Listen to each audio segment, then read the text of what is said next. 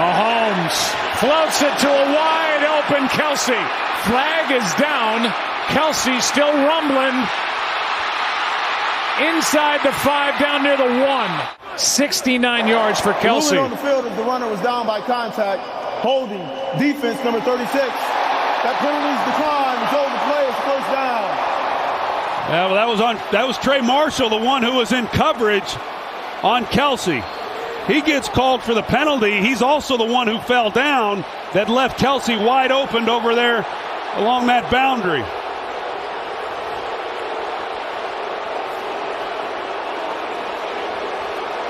A season-long 69 yards for Travis Kelsey. Knocked down at the 1.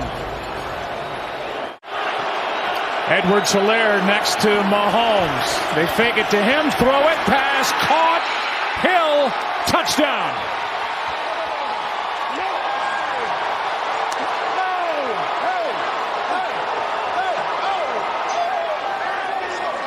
Really a strong catch here by Tyreek Hill once he makes a play on the ball. Campbell's going to try to knock it out, but just good, tough catch there by Tyreek Hill.